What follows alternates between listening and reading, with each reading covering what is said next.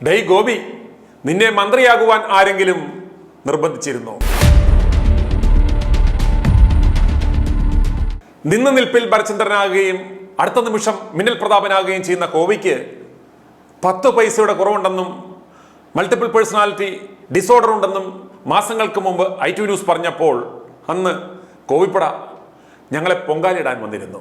ഇന്ന് കോവിക്ക് സീറ്റ് കൊടുത്ത BJPയും വോട്ട് കൊടുത്ത തൃശ്ശൂരുകാരും കടിച്ചു പറിച്ചെടുക്കുന്ന ഒരു മുഴുത്ത സാധനത്തെ എടുത്താണല്ലോ ഭഗവാനെ എടുത്ത് വേണ്ടാത്തടുത്ത് വെച്ചത് എന്ന അവസ്ഥയിലാണ്. കാരണം ആശാൻ വളർന്ന് ഇന്ന് കൊട്ടയിലും കൊള്ളത്തില്ല, ഇന്ത്യൻ്റെയിലും കൊള്ളത്തില്ല എന്ന അവസ്ഥയിലായി കാര്യങ്ങൾ.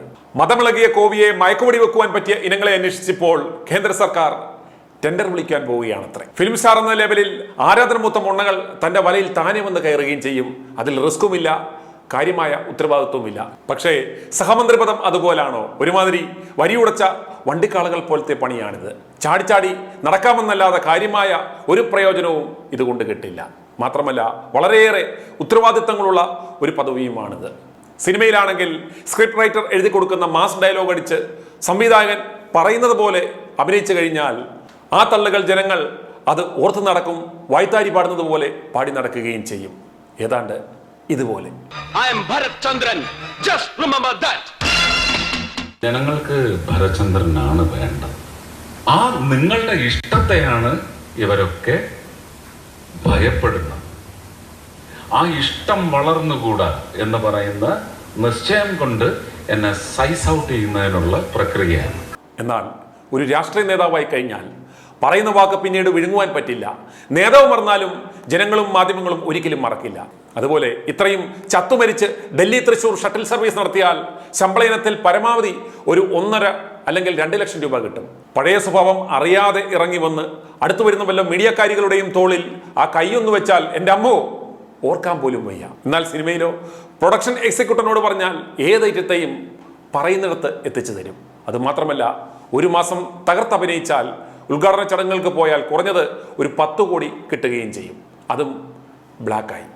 കോവി കേന്ദ്രമന്ത്രിയായതോടെ മാധ്യമങ്ങളിൽ പ്രസൻസ് കൂടി കോവിയുടെ താരമൂല്യം വർദ്ധിച്ചു.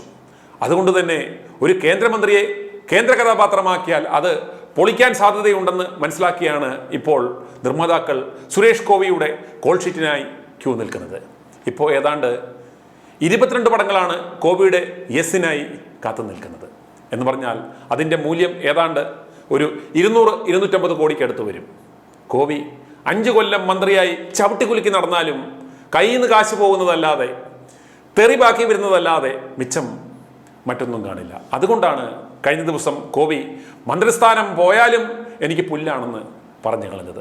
ഭരചന്ദ്രൻ അറിയാതെ മിന്നൽ പ്രതാപനാകുമ്പോഴാണ് ഇത്തരം അപ്രിയ സത്യങ്ങൾ അറിയാതെ പറഞ്ഞു പോകുന്നത്.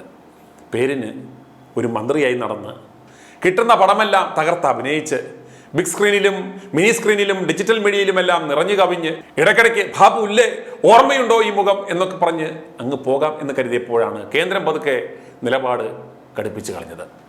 ഫിലിം ചേംബർ സ്വീകരണത്തിനിടയിൽ സുരേഷ് ഗോപി നടത്തിയ ആ പ്രസംഗമാണ് BJP കേന്ദ്ര നേതൃത്വത്തെ വല്ലാതെ ചൊടിപ്പിച്ചിരിക്കുന്നത്.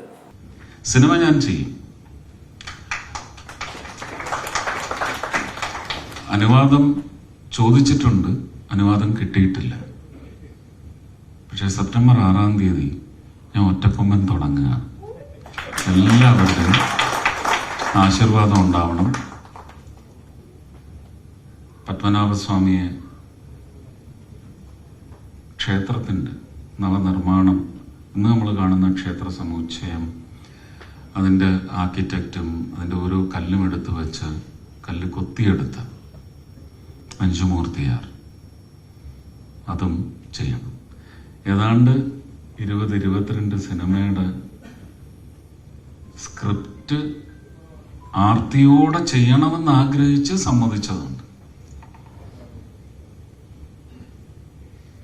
ഇനി എത്ര പടം ചെയ്യാനുണ്ടെന്ന് ചോദിച്ചപ്പോൾ ഒരു 22 എണ്ണമെങ്കിലും ചെയ്യേണ്ടി വരുമെന്ന് പറഞ്ഞപ്പം അമിത്ഷാ പേപ്പർ കേട്ട് അങ്ങനെ എടുത്തൊരു സൈഡിലോട്ട് അങ്ങ് എറിഞ്ഞു. പക്ഷെ അനുവദിക്കാമെന്ന് പറഞ്ഞിട്ടുണ്ട്. ഞാൻ സെപ്റ്റംബർ 6-ന് പോരും.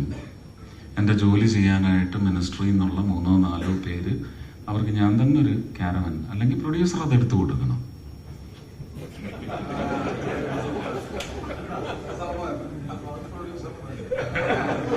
നിങ്ങളുടെ സൗകര്യത്തിന് ഞാൻ വന്നേക്കാം, അല്ലെങ്കിൽ നിങ്ങൾ ഡൽഹിയിൽ ഷൂട്ടിങ് പോയി.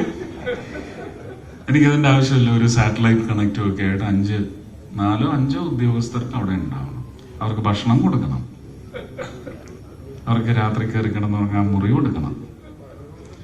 ഞാൻ ഈ എല്ലാ പണിയും കൂടെ ചെയ്യുന്ന കൂട്ടത്തിൽ സിനിമയും കൂടെ ചെയ്യാൻ ഞാൻ തയ്യാറാവുന്നില്ല.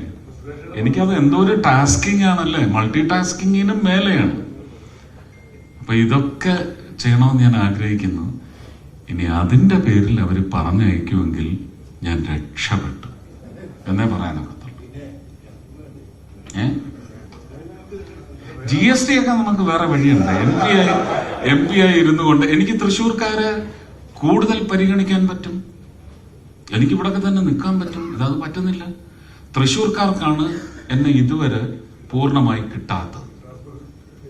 ബാക്കി തമിഴ്നാട്ടുകാരന് കിട്ടുന്നുണ്ട്, ആന്ധ്രാക്കാരന് കിട്ടുന്നുണ്ട്, ത്രിപുരക്കാർക്ക് എന്നെ കിട്ടിയിട്ടുണ്ട്. 4 ദിവസം അടുപ്പിച്ച് കിട്ടിയിട്ടുണ്ട്. തൃശ്ശൂർക്കാർക്ക് 2 ദിവസത്തിൽ കൂടുതൽ എന്നെ കിട്ടിയിട്ടില്ല. അങ്ങനെ ഒരു 4-5 പ്രാവശ്യം. അപ്പൊ ഇതൊക്കെ വലിയ ഒരു കവലയായിട്ട് എനിക്ക് വന്നുകൊണ്ട് ഇരിക്കുകയാണ്. അതൊരു കോസ് ഫോർ വറിയാണ്. ഞാനിതൊന്നും മോഹിച്ചതുമല്ല, ഞാനിതൊന്നും ഇപ്പോഴും ആഗ്രഹിക്കുന്നതല്ല. പക്ഷെ ഒറ്റ ചോദ്യത്തിന് മുമ്പിൽ ഞാൻ മുട്ടുകുത്തി. കേരളത്തിലെ ആദ്യത്തെ സംഭവമാണ്, രാഷ്ട്രീയ ചരിത്രമാണ്. നിങ്ങൾ എന്തിനു ജയിച്ചു വന്നു? നിങ്ങൾ ജയിച്ചു വന്നത് നിങ്ങളെ ജയിപ്പിച്ചയച്ച ഒരു സമൂഹത്തിന്റെ ദൃഢനിശ്ചയമാണ്. അവർക്ക് വ്യക്തമായ രാഷ്ട്രീയ പ്രബുദ്ധതയുണ്ട്, രാഷ്ട്രീയ ധാരണകളുണ്ട്.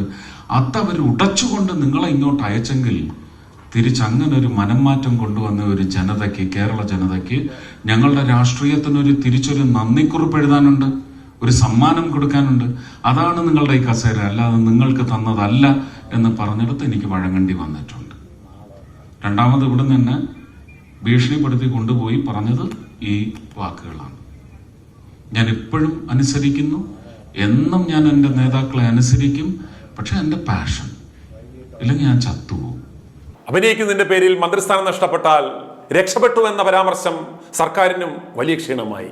അഭിനയിക്കണമെന്ന സുരേഷ് ഗോപിയുടെ ആവശ്യത്തിന്മേൽ പരിഗണിക്കാമെന്ന ഒഴുക്കൻ മറുപടി നൽകിയതല്ലാതെ ഇനിയും അനുമതി നൽകിയിട്ടില്ല. ചട്ടങ്ങൾക്ക് വിരുദ്ധമാണ് ആവശ്യമെന്നതിനാൽ സർക്കാരിന് ആലോചിച്ച് മാത്രമേ ഇക്കാര്യത്തിൽ ഒരു തീരുമാനമെടുക്കാനാവൂ. മന്ത്രി പദവിയിലിരുന്ന് പണസമ്പാദനത്തിനുള്ള മറ്റു വഴികൾ തേടരുതെന്നാണ് നിലവിലെ ചട്ടമെന്ന് വിദഗ്ധരും ചൂണ്ടിക്കാണിക്കുന്നു. സുരേഷ് ഗോപിക്ക് അനുമതി നൽകിയാൽ മറ്റുള്ളവരും ഇതേ ആവശ്യങ്ങളുമായി എത്തിയേക്കാം. അത് പ്രതിസന്ധിക്കും നിയമപ്രശ്നങ്ങൾക്കും വഴിതെളിച്ചേക്കാമെന്നും സർക്കാർ വൃത്തങ്ങൾ ചൂണ്ടിക്കാട്ടുന്നു. പ്രസംഗത്തിലേക്ക് അമിത്ഷായെ വലിച്ചിഴിച്ചതിലും കേന്ദ്ര നേതാക്കൾക്ക് അതൃപ്തിയുണ്ട്. മന്ത്രിപദത്തിലിരുന്ന് തുടർച്ചയായി സുരേഷ് ഗോപി വിവാദങ്ങൾ ഉണ്ടാക്കുന്നതിലെ അതൃപ്തി സംസ്ഥാന ഘടകവും കേന്ദ്ര നേതൃത്വത്തെ അറിയിച്ചിട്ടുണ്ട്. സുരേഷ് ഗോപി നിന്ന് സെൽഫ് ഗോൾ അടിക്കുന്നത് കണ്ട് മോദി സർക്കാരിനെതിരെ കോൺഗ്രസും വിമർശനം ഘടിപ്പിച്ചിട്ടുണ്ട്. മന്ത്രിമാർക്ക് എന്തും വിളിച്ചു പറയാവുന്ന സാഹചര്യം മോദി കൂടുതൽ ദുർബലനായതിന്റെ തെളിവാണെന്ന് മാണിക്യം ടാഗോർ MP അടക്കം വിമർശിച്ചു. സിനിമയില്ലെങ്കിൽ ഞാൻ ചത്തുപോകുമെന്നാണ് ഗോപി പറയുന്നത്. ഇതൊക്കെ കണ്ട് ഗോപിയോട് തൃശ്ശൂർക്കാർ ചോദിക്കുന്നത് ഇതാണ്: നിന്നെ പിന്നെ ആരടാ ഗോപിയെ തൃശ്ശൂർ പൊക്കുവാൻ വായു എന്ന് വിളിച്ചത്? തനിക്ക് ആ അഭിനയത്തൊഴിലുമായി അങ്ങ് പോയാൽ പോരായിരുന്നു എന്നാണ്. സത്യമല്ലേ? സത്യമല്ലേ? ഈ പുളുന്താനെ ആരാണ് ഈ പണിക്ക് ക്ഷണിച്ചത്? BJPക്കും ഇനി ഒരു പരിധിവരെ ഒന്നും ചെയ്യാൻ സാധിക്കില്ല. പറഞ്ഞാൽ രഞ്ജി പണിക്കരുടെ ആ പഞ്ച് ഡയലോഗ് എടുത്തങ്ങ് കാച്ചും. ഇതിനൊക്കെ കുറ്റം പറയേണ്ടുന്നത് ഇവനെന്തോ ആനയാണ്, ചേനയാണ്, SG ആണെന്നൊക്കെ നനച്ചുപോയ ആ പാവം ജനങ്ങളെയാണ്.